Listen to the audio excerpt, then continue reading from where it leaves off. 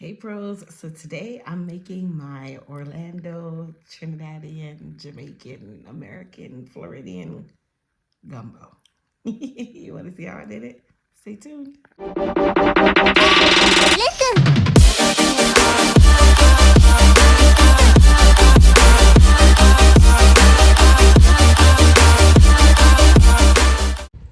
All right, so today we're going to be using some cut up chicken breasts, a little bit of andouille sausage, vegetable oil, Caribbean green seasoning, a stick of butter, some cayenne pepper, of course our all famous moon spice dry rub, some minced garlic, some Tony's Creole seasoning, bay leaves, black pepper, all-purpose flour, some fresh but frozen okra, and I actually froze these, green bell pepper, onion, and of course celery for our Holy Trinity.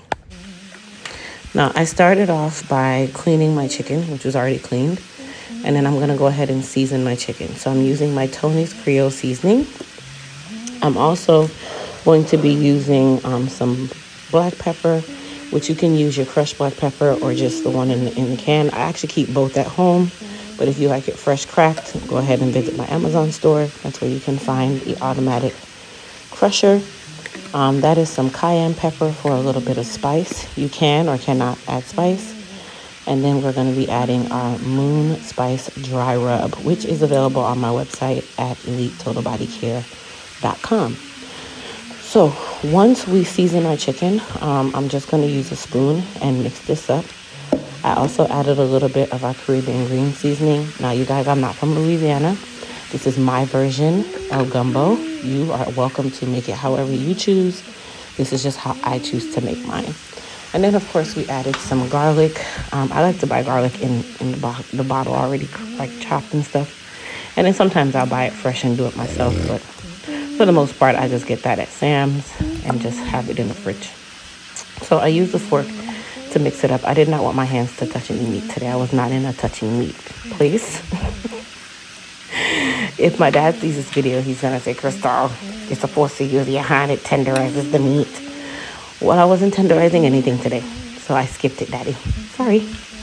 Anyway, after we season up our chicken, we're just going to place it to the side for just a moment. And then we are going to go ahead and start cooking our meats, which is our chicken and our andouille sausage. So I used about 2 to 3 tablespoons of vegetable oil in a Dutch oven. You can use whatever pan works for you. And then I went ahead and started to cook my chicken breast first. The andouille sausage does not take long to cook, you guys. We're really just browning the andouille sausage and also, of course, cooking it slightly.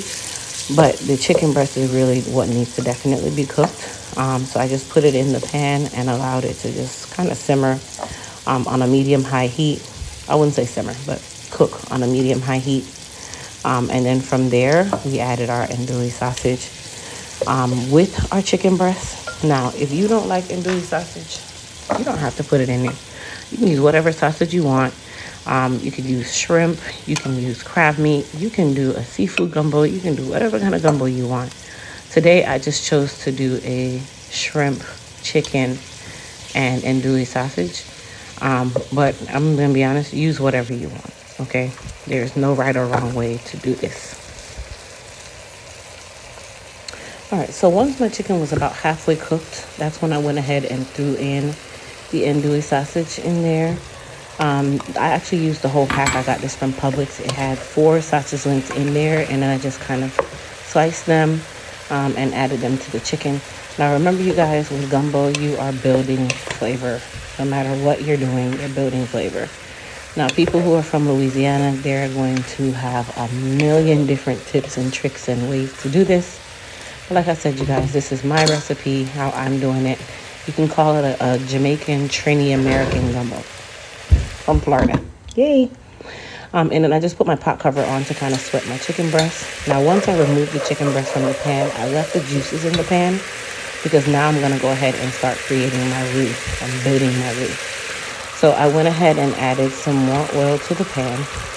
At this point, we use maybe 1/4 cup to 1/2 cup of oil. Some people would have poured these juices out that came from the chicken, but this is flavor, you guys. Like, you are building flavors. That is the key to a really good pot, regardless if it's gumbo or not. So then once I did that, I went ahead and started sprinkling in my flour. Now, when you sprinkle in your flour, I learned from my first time making gumbo that it's definitely important to sprinkle it in a little at a time.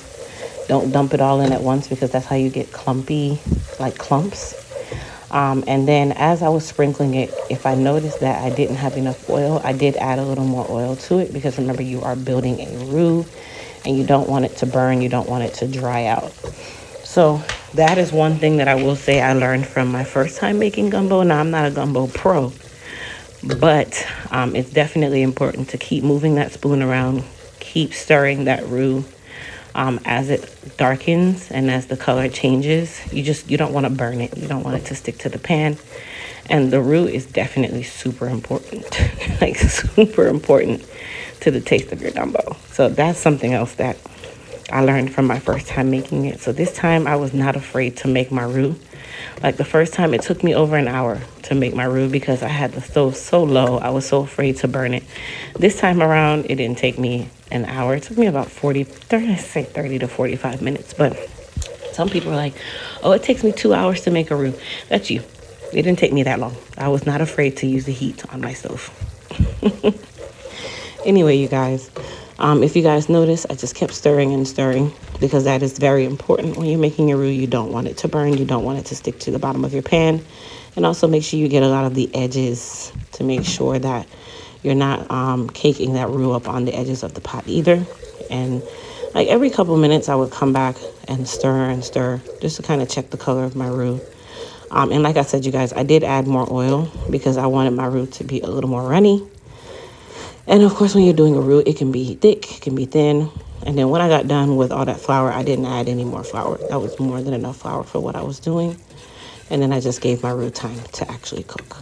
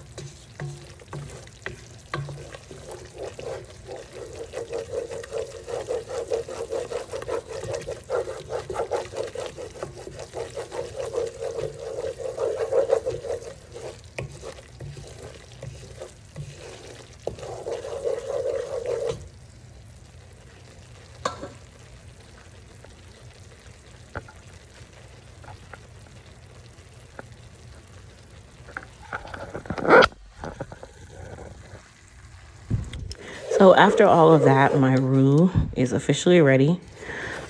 This was the color that I wanted. Some people will go even darker than this. This color was good for me.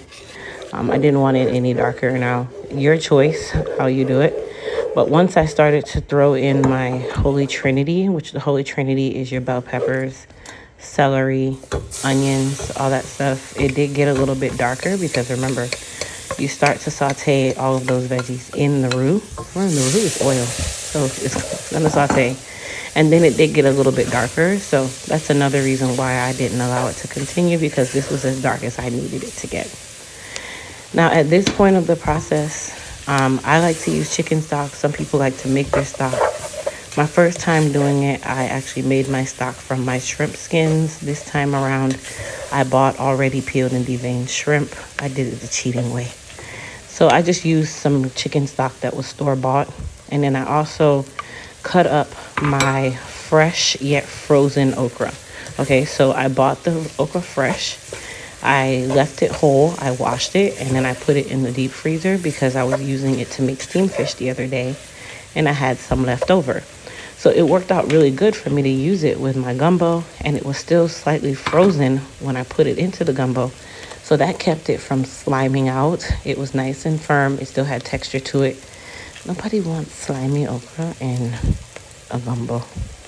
You want to actually taste the textures, which is how I think.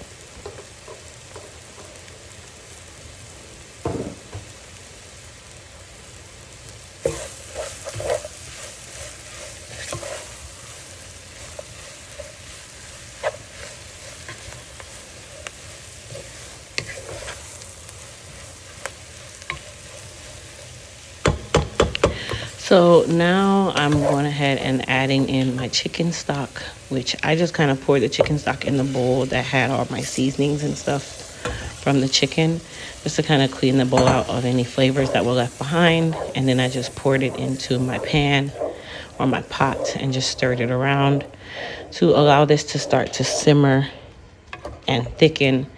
And then I did add a little more chicken stock later on because it was a little too thick for my liking, but to each his own. So once I allowed it to simmer, look at that pot, you guys. Your girl's gumbo's looking good. So now is when I go and I add my meats back in there, which was my andouille sausage and my chicken breast. And I stirred those in. And then because I also was adding shrimp cooks within seconds, guys. So the shrimp went in almost last. And once I put my shrimp in there, I allowed it to simmer. Now, when I put my chicken in, as you guys can tell, it got even thicker. So I went ahead and added some more chicken stock. I did also put my bay leaf in there, which I could have done that a little bit earlier.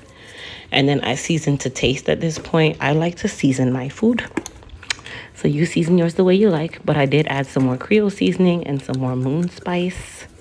Like I said, our moon spice can flavor anything. Yes. Okay. Anyway. And then I just went ahead and allowed my chicken and andouille sausage to marinate with my Holy Trinity and my okra, whatever you want to call it. And then I did add a little more chicken stock. And I wouldn't say to add water. Water has no flavor, you guys. So chicken stock is probably best. And that's what you see me pouring in there now. To each his own. You know, if you like your gumbo thick, keep it thick. If you like it like this, great. It's still going to thicken slightly, even after this point. So do whatever works for you. And then I allowed this to come back up to a very slight simmer. As you guys can tell, my okra is still nice and firm. I added my shrimp, and now we are ready to plate. So I used my handy dandy rice cooker, which is available in my Amazon store. And then I just used a ladle and spooned in my gumbo. And if I tell you that my gumbo was good, my kids were like, Mom, do you have enough that we can bring for lunch to school? When your kids ask for lunch for school, that's when you know your gumbo is good. Yes, it was good. Anyhow, I hope you guys enjoyed this short but sweet gumbo recipe. And please don't forget to hit that like button, that thumbs up button. Don't forget to subscribe to my channel. Tell me what you guys thought about the finished product. And I hope you guys enjoy. Thanks for watching. Peace.